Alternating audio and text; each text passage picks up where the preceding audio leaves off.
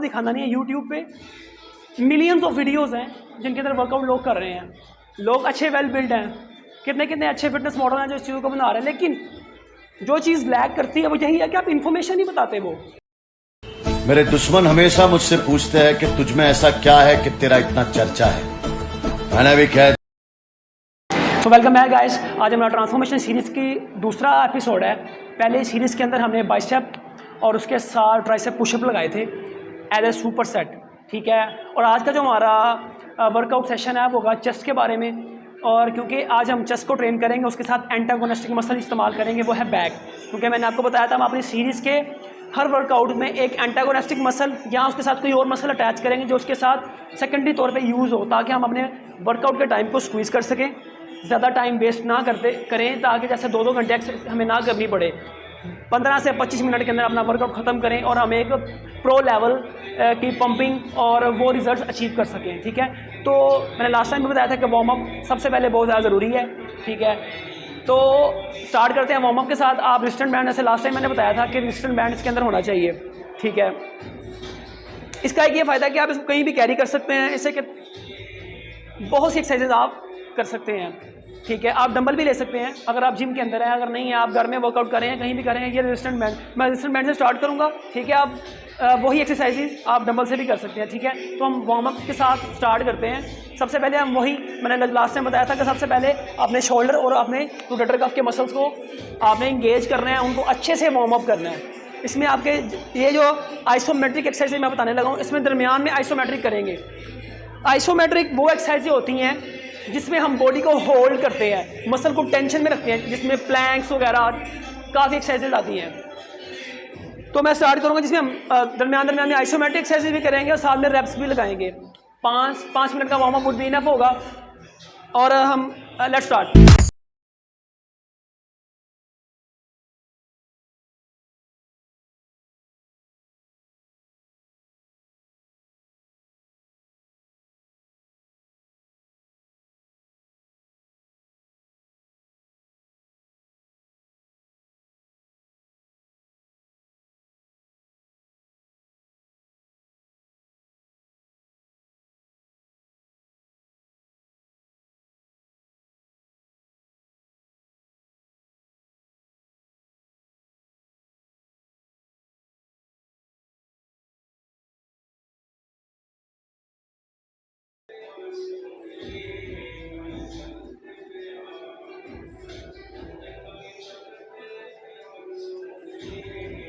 आपने हर एक्सरसाइज के अंदर अपनी बॉडी को स्टेबल रखना है, अपने कोर को एंगेज रखना है।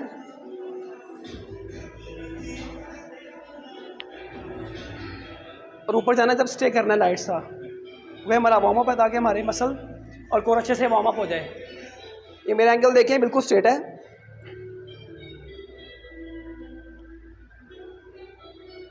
ये फ्रंट रेजिस है जिसके अंदर आपका स्कैपुला के मसल्स भी ट्रेन होंगे और उसके बाद फ्रंट डेल्ट्स भी करेंगे। मैं आपको क्लोज कैसा पंप हो, मेरा सारे मसल्स इसके अंदर इंगेज शोल्डर के हो रहे हैं, ठीक है।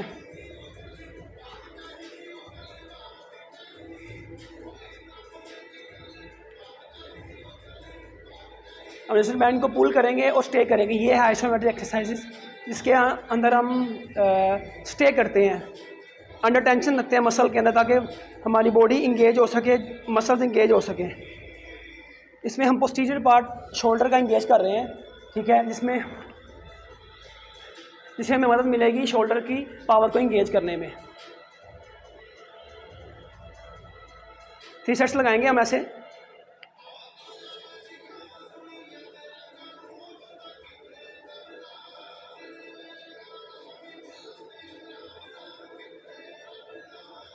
Okay, done.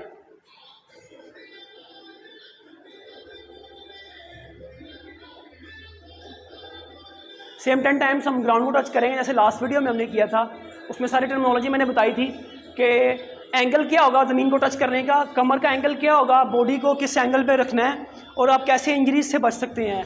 तो अगर आपने वो वीडियो नहीं देखी तो पिछली लास्ट वीडियो ज़रूर देखें, ताकि बेसिक इन्फॉर्मेशन आपको उससे मिल सके। क्योंकि अगर मैं हर वीडियो के अंदर बेसिक इन्फॉर्मेशन बताना शुरू हो गया तो वीडियो बहुत ज़्यादा लंबी हो जाएगी। इसलिए प्लीज़ इसका लिंक आपको डिस्क्रिप्शन में मिल जाएगा, यहाँ ऊपर आई बटन में होगा, तो आप ज़रूर पहली वीडियो देख लें ताकि आपको बेसिक एक तो गोल हमारी सीरीज़ के पता लग जाए, हम सीरीज़ में क्या क्या करने वाले हैं आपको वो भी अंदाज़ा हो जाएगा, और दूसरा ये होगा कि आपका टाइम भी सेव होगा और आपको सब बेसिक चीज़ों को पता लग जाएगा। क्योंकि इस वीडियो सीरीज़ को बनाने का मकसद सिर्फ वर्कआउट दिखाना नहीं है। यूट्यूब पे मिलियंस ऑफ वीडियोज़ हैं जिनके अंदर वर्कआउट लोग कर रहे हैं, लोग अच्छे वेल बिल्ड हैं, कितने कितने अच्छे फिटनेस मॉडल हैं जो इस चीज़ों को बना रहे हैं, लेकिन जो चीज़ लैग करती है वो यही है कि आप इन्फॉर्मेशन नहीं बताते। वो उन्होंने क्या क्या इंजरीज फेस की अपनी लाइफ में वो ये नहीं बताते, वो क्या इस्तेमाल करते हैं वो ये नहीं बताते।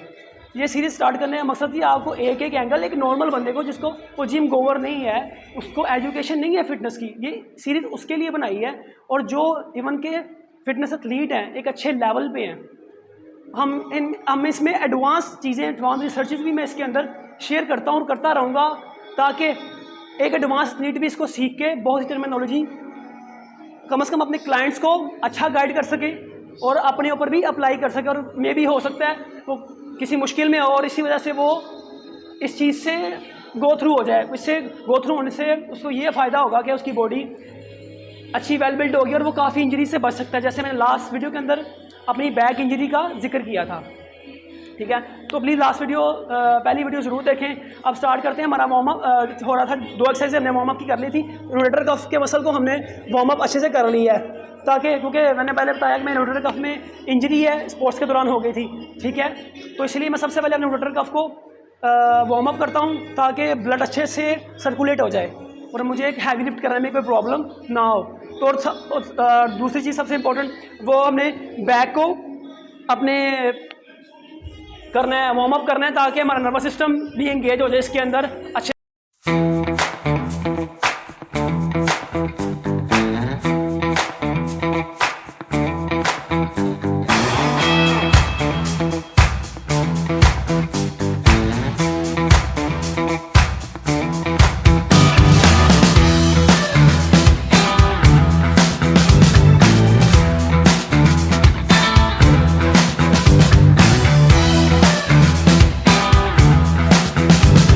आप ये रेपिटेशन 5 to 10 टाइम्स कर सकते हैं और कम से कम 3 सेट आप लगा लें, 2 भी लगा सकते हैं, ठीक है। उसके बाद बाइसेप को वार्म अप कर लें।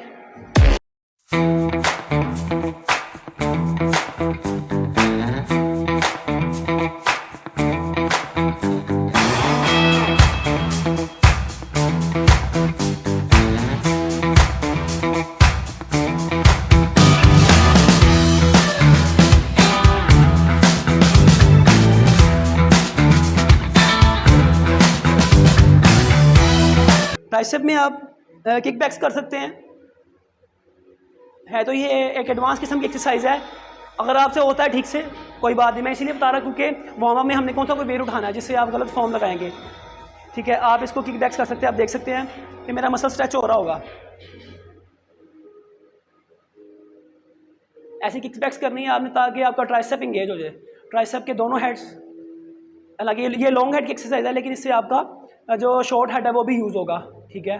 और आप अगर इस ग्रिप को अगर ऐसे कर लेते हैं तो इसमें आपका मिडिल हेड भी इन्वॉल्व होना शुरू हो जाएगा। मिडिल हेड जो दोनों ट्राइसेप के अंदर होता है, ठीक है, ये ट्राइसेप का आउटर हेड है और ये लॉन्ग हेड है, ये शॉर्ट हेड कहलाता है और ये लॉन्ग हेड कहलाता है, ठीक है। ऐसे ही हम इसके 3 सेट्स लगा लेंगे। तीनों वेरिएशन के साथ आप 10-10 रेप्स लगा सकते हैं।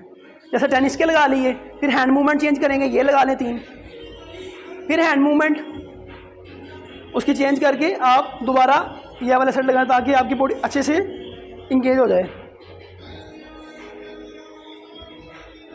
आप ट्राइसेप इन्वॉल्व हो सके, हमारी बैक इंगेज हो गई है, हमारा शोल्डर इंगेज हो गया, तो अब हम अपना चेस्ट का वर्कआउट स्टार्ट करने से पहले मैंने आपको एक चीज़ बताई थी लास्ट टाइम कि बॉडी को वार्म अप करने से, उससे भी इंपॉर्टेंट जब बॉडी को वार्म अप कर लेते हैं तो सबसे ज़्यादा इंपॉर्टेंट वो वाला पार्ट वार्म अप करना है जिसकी आपने एक्सरसाइज स्टार्ट करनी है। तो आज हमारा जो वर्कआउट है वो चेस्ट के ऊपर है, ठीक है, और उसके साथ हम एज ए सुपर सेट लगाएंगे, वो होगा लैट्स, ठीक है, जिसमें आपने लैट्स, क्योंकि लैट्स चेस्ट का एंटागोनिस्टिक मसल है, इसको एंटागोनिस्टिक कहते हैं। जो मसल दूसरे मसल के बैक पे होगा बिल्कुल, वो उसका एंटागोनिस्टिक मसल कहलाएगा, क्योंकि जब एक मसल कॉन्ट्रैक्ट करता है तो दूसरा मसल रिलैक्स होता है, ठीक है। जो सा मसल कॉन्ट्रैक्ट कर रहा हो उसका जो बैक पार्ट वाला मसल होता है वो उसका एंटागोनिस्टिक मसल होता है। फर्ज करो अगर मैं ये बाइसेप लगा रहा हूँ, ये बाइसेप है और इसका एंटागोनिस्टिक मसल कौन सा है? ट्राइसेप। जैसे हमने लास्ट वीडियो में किया था, एंटागोनिस्टिक मसल को बाइसेप का हमने वर्कआउट किया था, साथ antagonistic muscle as a super set हमने साथ इंगेज किया था। तो इसमें हम चेस्ट के वर्कआउट करेंगे और साथ में लैट्स को इंगेज करेंगे, अपनी बैक पार्ट को। दोनों बड़े मसल हैं तो हमेशा बड़े मसल पे हमेशा आपको बड़ा वेट लगाना पड़ेगा उसको ग्रो करने के लिए और इंगेज करने के लिए। लेकिन ये आप के लेवल पे मुनहसिर है कि आप कैसा वेट लगाना चाहते हैं। आप किसी यूट्यूबर को या किसी इन्फ्लुएंसर को देख के ये नहीं कह सकते कि यार अगर वो 20 kg लगा रहा तो मैं 20 kg लगाऊंगा। आपने अपनी बॉडी की स्ट्रेंथ देखनी है, ठीक है? तो आप उसी हिसाब से ही कैरी करेंगे। तो एटलीस्ट आप इतना वेट कैरी करें कि आप इजीली खुद सेट को कंट्रोल करके लगा सकें। तो हम स्टार्ट करते हैं। पहला चेस्ट को, ताकि चेस्ट लगानी है तो चेस्ट के पुशअप लगा लेंगे थोड़े से। उससे ये होगा कि हमारा जो चेस्ट के मसल है ना, तीनों अपर, मिडल और लोअर, तीनों इंगेज हो जाएंगे। तो फिर हम अपने वर्कआउट की पहली एक्सरसाइज स्टार्ट करेंगे। Let's begin. लास्ट टाइम मैंने बताया था कि वर्कआउट की जो पुशअप की पोजीशन क्या होगी, सेम शोल्डर के मुताबिक हम ऐसे प्लेस करेंगे, हाथ कर लिए, ठीक है, और लाइट से आउटवर्ड करेंगे और ऐसे पुशअप करेंगे, पूरे कोर को इंगेज करेंगे। कोर मतलब जो लोअर अपर बॉडी को और लोअर बॉडी को इंगेज करता है, इसको कोर कहते हैं। इसमें पूरी बॉडी सेंटर वाली आती है। ये हमने मसल को कोर किया, आपने हैंड सेट किए और हम पुशअप लगाएंगे।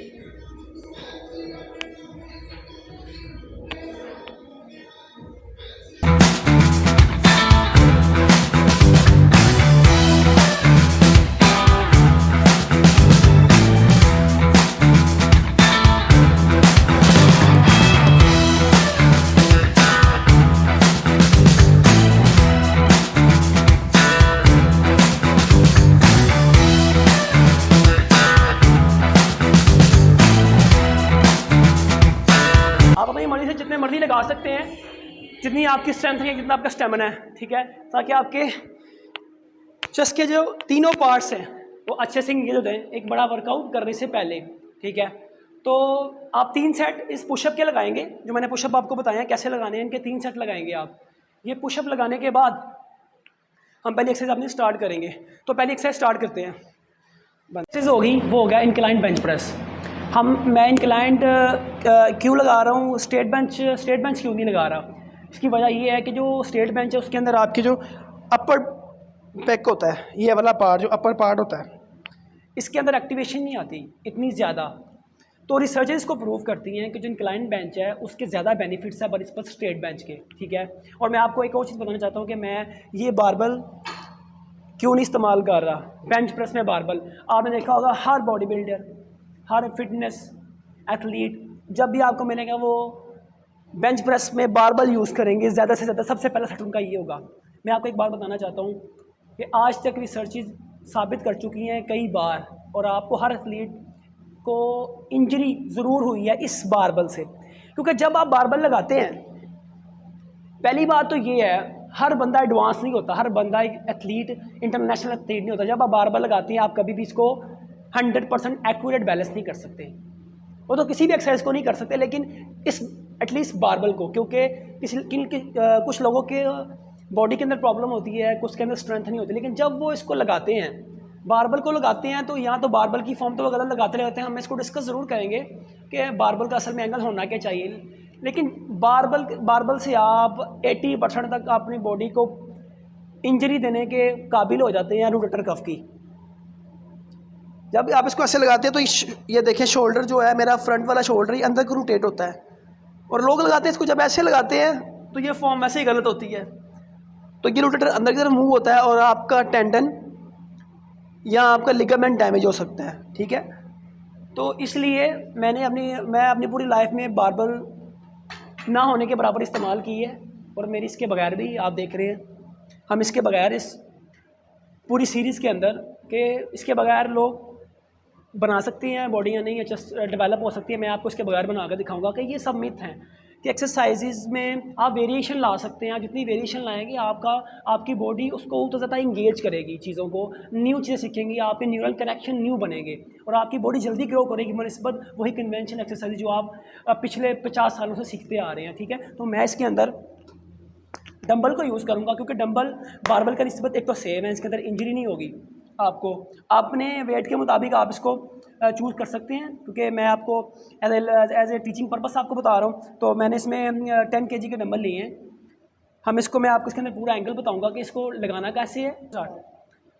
तो आप मैं इसमें बारबल इसमें हम ये डंबल में आपको बताऊँगा कैसे लगाने, इसका एंगल क्या होना चाहिए, कितने डिग्री तक हम नीचे लेके जाना है, आपने कहाँ तक जाना है और कहाँ तक आपने इसको स्टे करना है, ताकि आपके जो अपर और सेंटर वाले मसल तो कभी भी किसी एक्सरसाइज के अंदर सिंगल मसल इंगेज नहीं होता। मैंने बॉडी बिल्डर्स को, एथलीट्स को देखा है, यूट्यूबर्स को देखा है, इतने तो एक्सपीरियंस है, लेकिन वो हमेशा ये क्यों बताते हैं कि आप ये एक्सरसाइज लगाएं आपका अपर वाला चेस्ट बेहतर हो जाएगा, अभी एक्सरसाइज लगाएं आपका लोअर चेस्ट लगेगा। किसी भी एक्सरसाइज के अंदर कभी भी एक मसल इन्वॉल्व नहीं होता। अगर आप चेस्ट की एक्सरसाइज लगा दें उसके अंदर तीनों मसल ही इन्वॉल्व होंगे। हाँ, उन तीनों में ये होगा कि कौन सा मसल ज़्यादा इस्तेमाल हो रहा है, तो हम इसके अंदर अपर मसल और मिडल मसल ज़्यादा इस्तेमाल होगा लोअर के निस्बत। ठीक है, तो हम इसमें स्टार्ट करेंगे।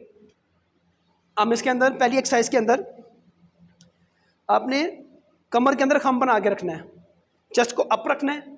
ठीक है, और अपने हिसाब से पहले इसको सांस को रोक के इसको अपना एंगल पहले ठीक करना है। ये आपका एंगल जिसमें आपको लगे कि आपकी जो चेस्ट है वो इंगेज हो, आपकी आपको चेस्ट में बर्निंग फील होनी चाहिए कि ये एंगल है। ना तो आपने इसको ये साथ ऐसे रिलैक्स कर देना है, यहाँ से मसल के ऊपर से टेंशन चले जाएगी और आपको कोई फ़ायदा नहीं होगा।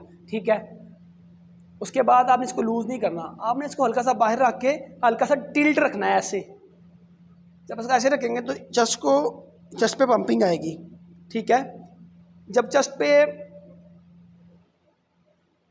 पे पंपिंग आएगी, ठीक है, ये हमारा सेट हो गया। अब हम यहाँ से इसको इंगेज करना स्टार्ट करेंगे।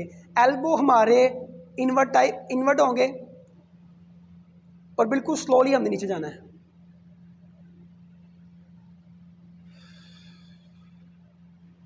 आप मेरा स्ट्रेच देख सकते होंगे कि चेस्ट के अंदर स्ट्रेच कैसी आ रही है। मेरे ऑलमोस्ट सारे मसल चेस्ट के इंगेज हैं इसके अंदर।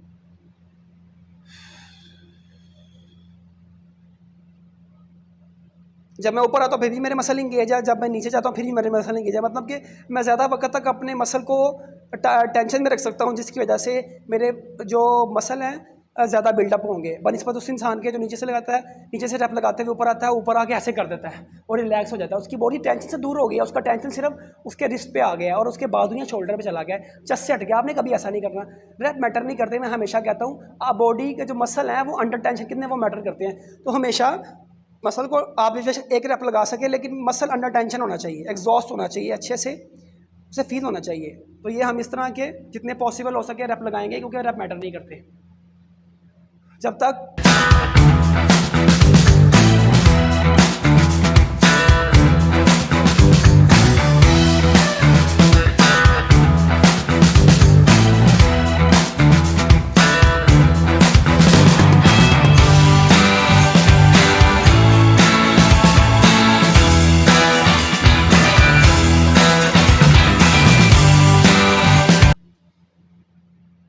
नीचे आपने हल्का सा पोज ज़रूर देना है जब आपका पूरा मसल चेस्ट का स्ट्रेच होगा, ताकि फेशिया स्ट्रेच हो सके और आप ज़्यादा ब्लड फ्लो इंगेज कर सके।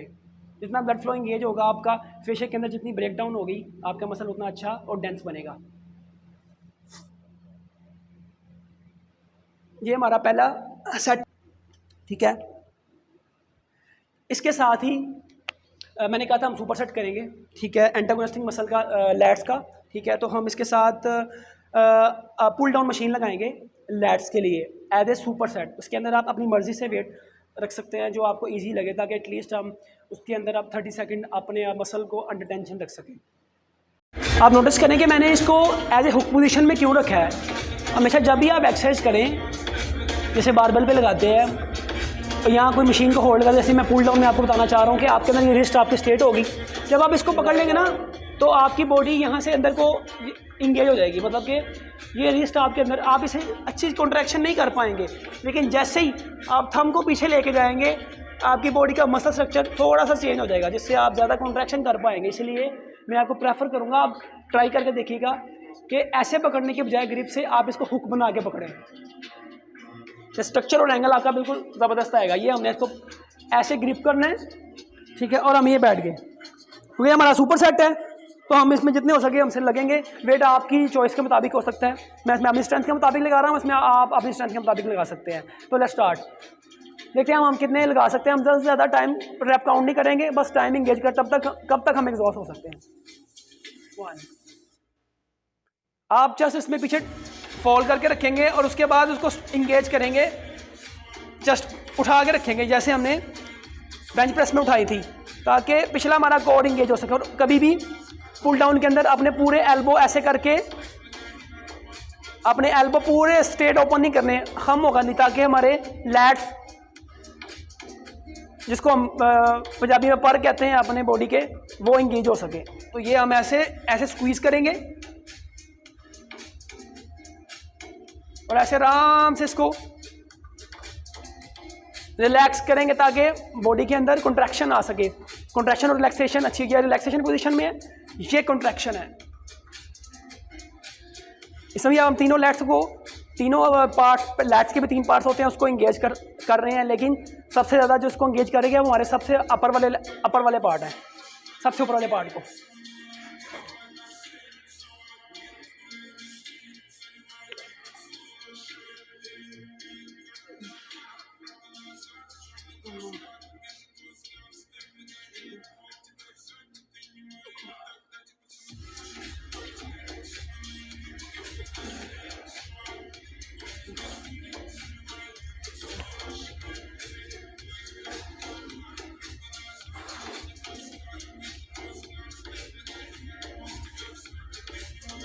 डन।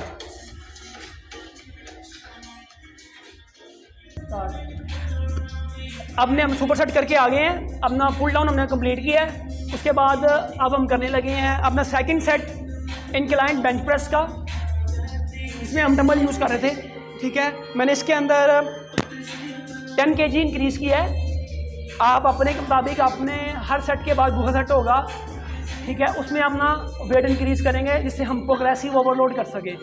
अगर प्रोग्रेसिव ओवरलोड से ही मसल बिल्डअप होते हैं जल्दी से जल्दी।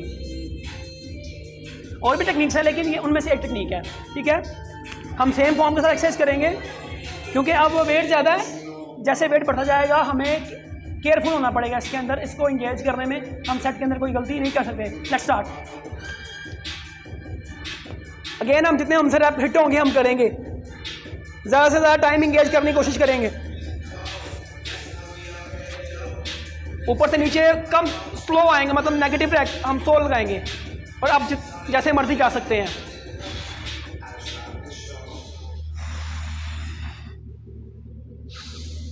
ऊपर जाते वक्त आप सांस ले सकते हैं, इनहेल कर सकते हैं ताकि चेस्ट को फुला सके।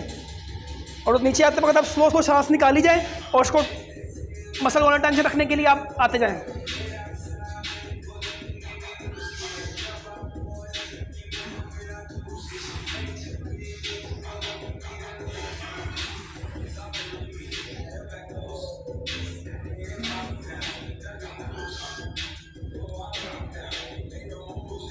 और मैंने अक्सर लोगों को देखा वो सेट लगाते लगाते डंबल को अपने शोल्डर के पास ले आते हैं। ऐसे लगाने से उनका सेट भी खराब हो जाएगा और उनको पेन भी निकल आएगी, एल्बो के अंदर भी और शोल्डर के अंदर। हमेशा जो डंबल होंगे वो शोल्डर थोड़ा सा दूर रहेंगे, यहाँ सेंटर में, ना ज़्यादा बाहर और ना ज़्यादा क्लोज, बल्कि यहाँ सेंटर के अंदर।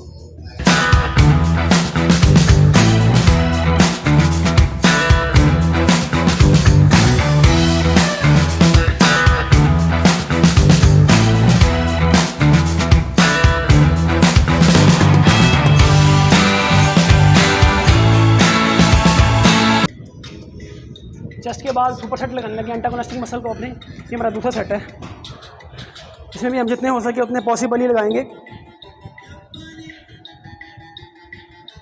पहले हमने बैक से दिखाया था, इसलिए फ्रंट से आप सारे एंगल फॉर्म्स देख लें। मैंने दूसरे सेट के अंदर 40 kg वेट बढ़ाया। आप चाहे तो बढ़ा सकते, चाहे तो ना बढ़ा सकते, वो सुपर सेट है, आपकी मर्जी है। आप अगर स्टेमिना है आपके तो बढ़ा सकते, वरना रहने सकते।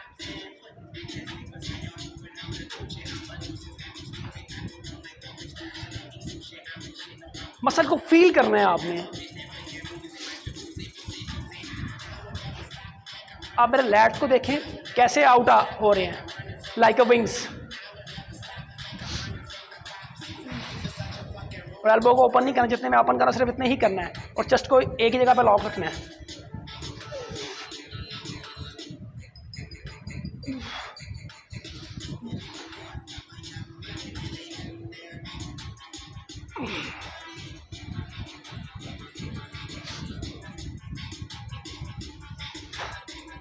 डन।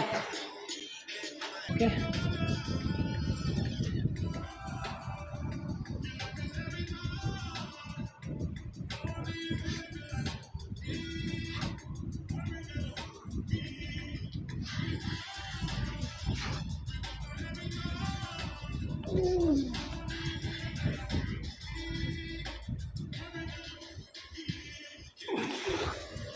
अब हम तीसरा सेट स्टार्ट करने वाला अपना third set incline bench press का, जिसमें मैं 20 kg का डंबल यूज़ कर रहा हूँ प्रोग्रेसिव ओवरलोड के लिए। मतलब कि मैंने हर सेट में वेट बढ़ाया है। अगर आप वेट बढ़ा सकते हैं, मैंने पहले बताया, तो बढ़ा सकते हैं, वरना आप ना बढ़ाएं। ठीक है, मैं अपनी स्ट्रेंथ के मुताबिक यूज़ करने लगा हूँ। ठीक है, जितने रैप हो सकें अगेन हम उतने लगाएंगे जितने हम पॉसिबली लगा सकें। Let's start. फॉर्म नहीं ख़राब होने देनी, वेट चाहे कम लगाए, फॉर्म मैटर्स अ लॉट।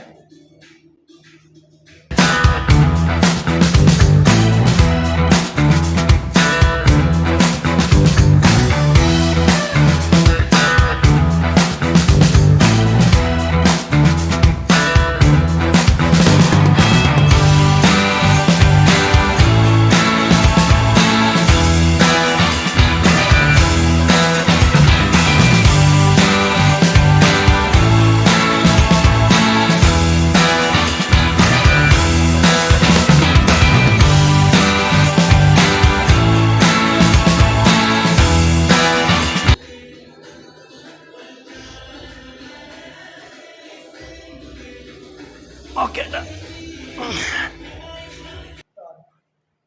दूसरी एक्सरसाइज हमारी, दूसरी एक्सरसाइज के अंदर हम ये फंक्शनल ट्रेनर के ऊपर सेट लगाएंगे केबल फ्लाइज का। ठीक है, ये हमारी दूसरी एक्सरसाइज का पहला सेट है।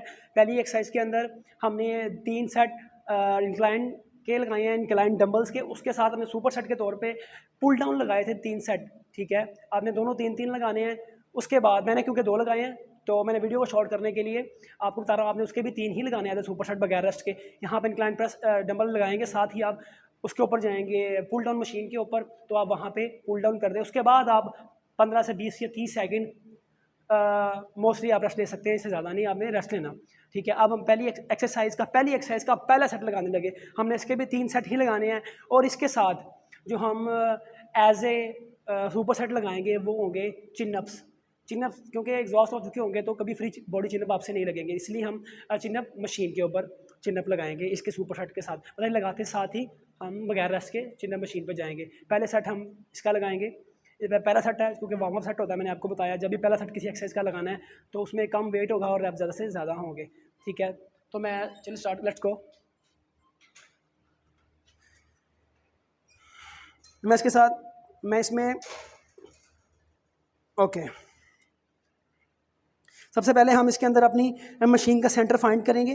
जब सेंटर देख लेंगे दोनों तरफ बराबर वेट आ रहा है, तो उसके बाद हम ये करेंगे कि अपनी बॉडी को स्टेबल करेंगे। सबसे पहले हम कभी सीधे खड़े नहीं होंगे, लाइट से अपने जो घुटने हैं वो बेंड करेंगे। ये देखना, ये सीधा, ये लाइट से घुटने बेंड करेंगे। अब अपनी बॉडी बिल्कुल स्ट्रेट करेंगे। ठीक है, और चेस्ट अप करेंगे जैसे, और कमर के अंदर खम लेके आएंगे। ठीक है, अब जब देख लेंगे हमारा एंगल सेट हो गया तो फिर हम अपनी बॉडी, तब हम अपना सेट स्टार्ट करेंगे। ये हमारा सेट, आप देख रहे हैं कि मेरी मसल के अंदर कॉन्ट्रैक्शन आ रही है। ठीक है, हमने यही कॉन्ट्रैक्शन से अपने मसल बिल्डअप करनी है। यही कॉन्ट्रैक्शन मसल बिल्डअप करने का बायस बनता है। जितनी अच्छी कॉन्ट्रैक्शन होगी उतना मसल माइंड कनेक्शन बनेगा। ठीक है, तो हम स्टार्ट करते हैं पहला सेट। जितने हमसे पॉसिबल हो सके हम रेप्स लगाएंगे। स्लोली आपने पीछे जाना है और आगे आगे हाथ जोड़ने नहीं है, बल्कि मसल को स्क्वीज करना है वेट रख के, जैसे हमने बेंच प्रेस पे किया था। ऊपर से हल्का सा डाउन होना है, हिप पीछे की तरफ ज़रा आउटवर्ड करनी है ताकि बैलेंस बन सके। आपको पूरा एंगल दिखाएंगे।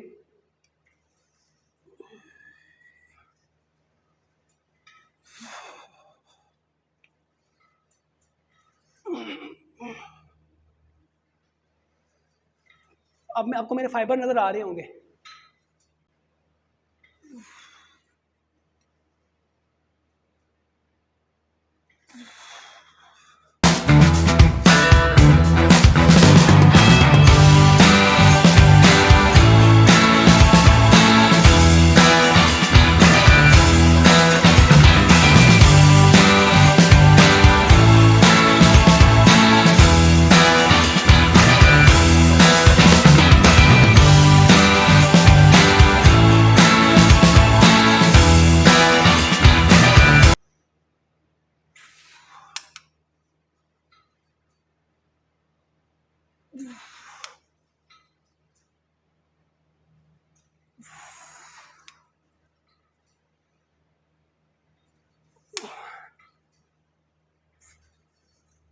स्टॉप।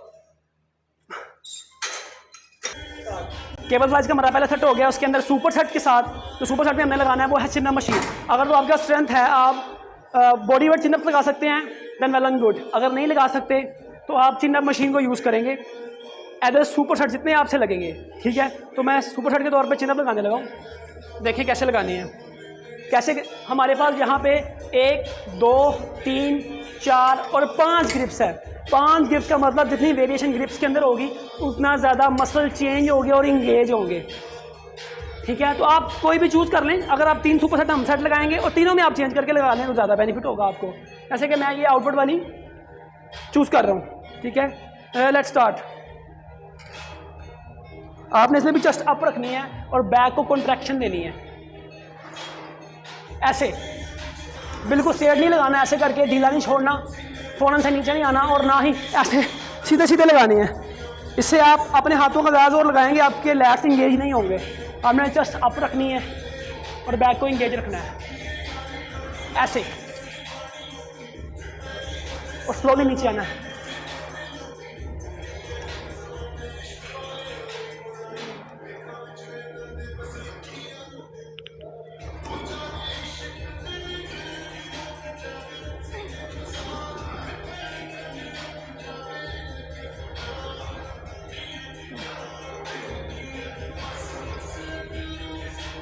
डन।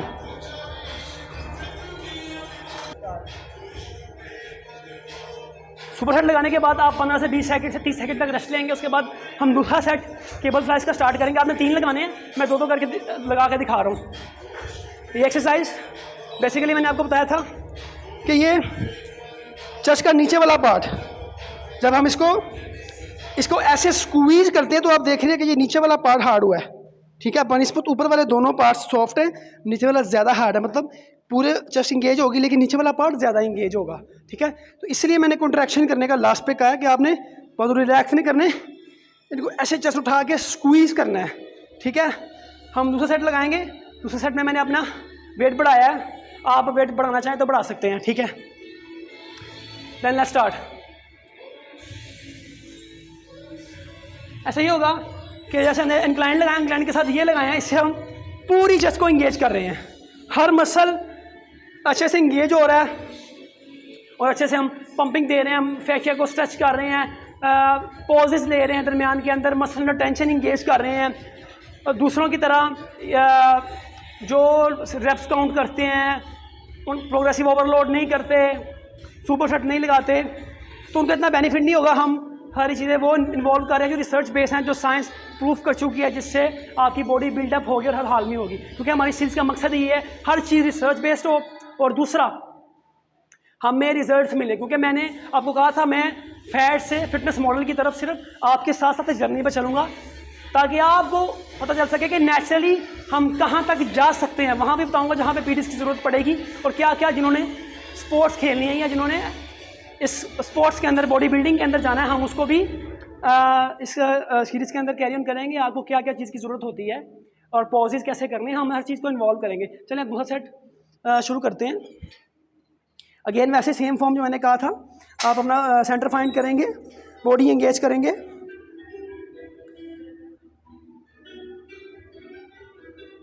ठीक है, सेम।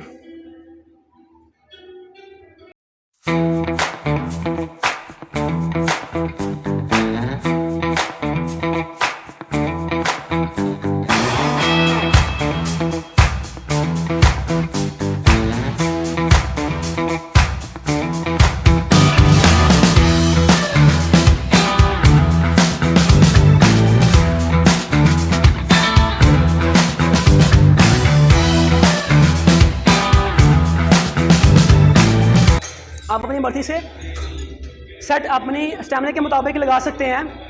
ठीक है, मैंने आपको सिर्फ एक्सरसाइज बताने के और जितना हम कर सकते हैं उतना मैंने बताया कि आप इतना लगा सकते हैं। आपने ये नहीं देखना कि मैं 3 लगा रहा हूँ या 4 लगा रहा हूँ। आप कितनी देर तक मसल इंगेज कर सकते हैं आपने ये देखना है, क्योंकि हर पर्सन को अल्लाह ताला ने डिफरेंट बनाया है। तो आपने किसी भी इंसान को फॉलो नहीं करना, बल्कि अपनी बॉडी को सबसे पहले समझना है। मैं सिर्फ आपको टर्मिनोलॉजी, उसका राइट फॉर्म, उसके पीछे की रिसर्च और आपको गाइडेंस प्रोवाइड करूंगा। पाथ आपने अपना चूज़ करना है जो आपको सूटेबल लगता है। हम न्यूट्रिशन को भी ऐसे डिस्कस करेंगे, एक्सरसाइज को डिस्कस करेंगे, उसके बाद अपने मेंटल रिस्पॉन्सेस को डिस्कस करेंगे, क्योंकि मेंटल का इसमें बहुत ज़्यादा रोल है। मैं आपको बार बार कहता हूँ। चलिए अब हम दूसरा सुपर सेट लगाते हैं। दूसरा सुपर सेट के अंदर सेम अगेन चिन अप से जाएंगे हम। Let's go. ओके, अब दूसरा सेट है सुपर सेट। तो इसके अंदर मैं डिफरेंट ग्रिप यूज़ करूँगा। मैंने आपको कहा था कि आप वाली मर्जी से ग्रिप्स चेंज कर सकते हैं, इससे आपके मसल ज़्यादा से ज़्यादा इंगेज होंगे। ठीक है, तो let's start second super set of chin ups. ठीक है, इसके अंदर आपने प्रॉपर से बॉडी को इंगेज करना है, जस्ट को अपराइट रखना है, कमर को अंदर रखना है और ऊपर पोज देना है।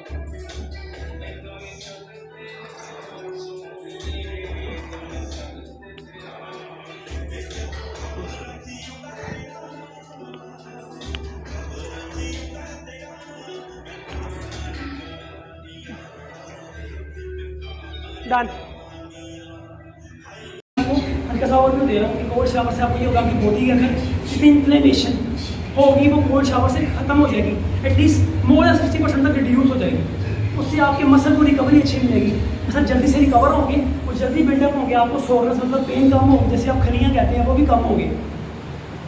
उसके बाद इन्फ्लेमेशन किसे कहते हैं? जब हमारी बॉडी के अंदर कोई ब्रेकेज होती है, जैसे हमने जिसका वर्कआउट किया है, हमारे मसल ब्रेक हुए हैं अंदर से, स्मॉल टीयर्स है, माइक्रो टीयर्स, तो वो इन्फ्लेमेशन हो जाती है वहाँ पे आगे।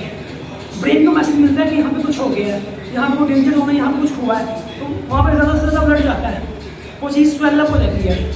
ठीक है, जैसे अक्सर आपको चोट लगती है, आप देखते हैं वहाँ पे नील पड़ गया या रेडनेस हो गई है, पाँव सूज गया, हाथ सूज गया, उसे इन्फ्लेमेशन कहते हैं। तो कोल्ड शावर उसको रिड्यूस करता है और आपकी बॉडी रिकवरी करती है। उसके बाद दूसरा जो मोस्ट इम्पोर्टेंट थिंग है वो आपका पोस्ट वर्कआउट नीड होगा। सबसे पहले तो आप कोशिश करेंगे जब भी पोस्ट वर्कआउट को चीज़ लें तो वो लिक्विड फॉर्म में होनी चाहिए। ठीक है, जो मोस्ट इन्फ्लुएंसर्स हैं वो ये करते हैं कि प्रोटीन शेक्स लेते हैं, इसमें कोई बुराई नहीं है, प्रोटीन शेक्स ले सकते हैं, लेकिन इस सेंस से नहीं लेना कि जो प्रोटीन शेक है कोई नया कमाल मिलेगा आपको या कोई मिरेकल कर देंगे, आपके अंदर मसल बन जाएंगे, आप एक बॉडी बिल्डर लगोगे, ऐसा कुछ नहीं होगा।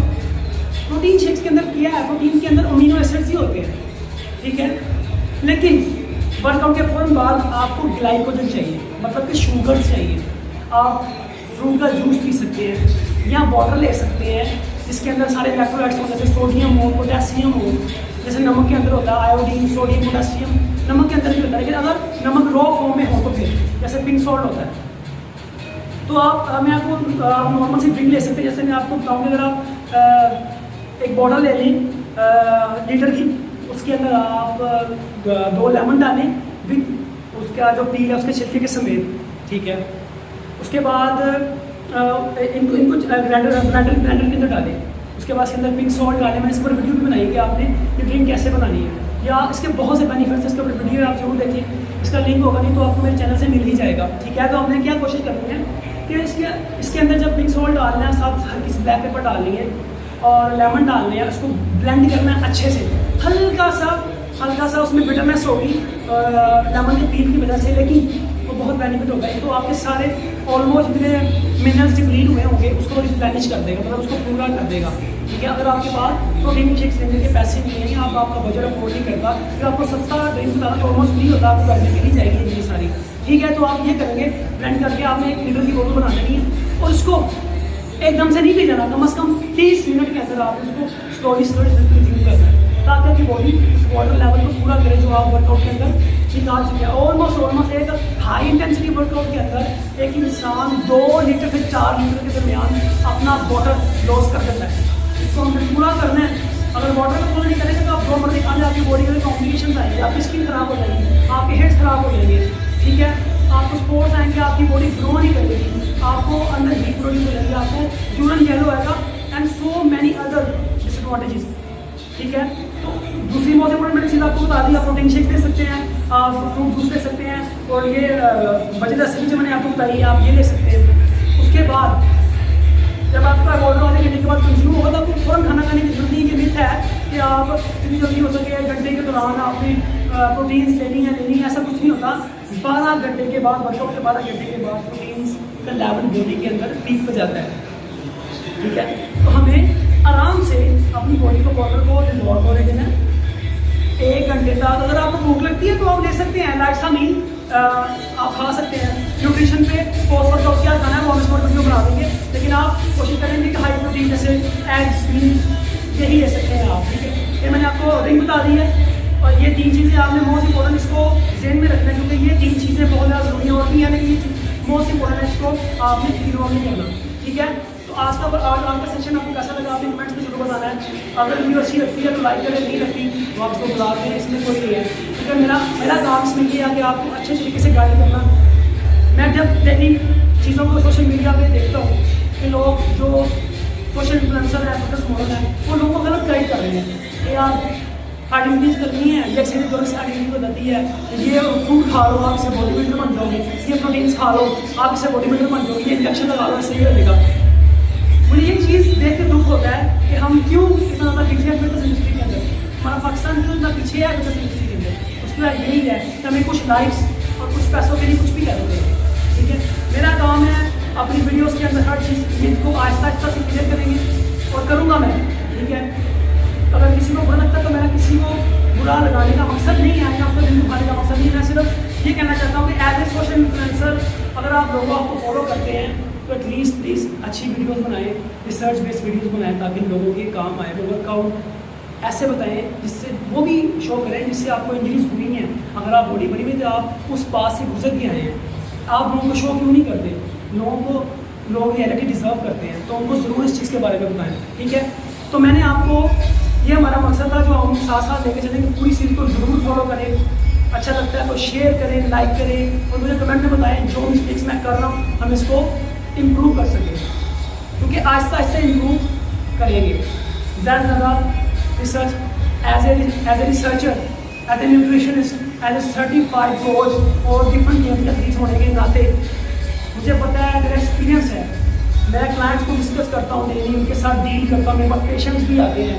ठीक है, उनको ठीक करता हूँ, तो जो क्वेश्चन मुझे मिलते हैं मैं उसके ऊपर वीडियोस बनाता जाऊँगा। आपको हेल्प करनी है तो कमेंट में ज़रूर बताएं, ताकि हम उसके ऊपर बना सकें, उसके ऊपर वर्क कर सकें, स्टडी करके रिसर्च के साथ आपका वीडियो ला सकें। और ये वर्कआउट ला रही सीरीज़ ये पूरी हो जाएगी, इसके अंदर सीरीज़ के अंदर मैं पूरा सब कुछ बताऊँगा, लेकिन वीडियो अब ये वीडियो लंबी हो रही है, तो please thank you so much for watching this video.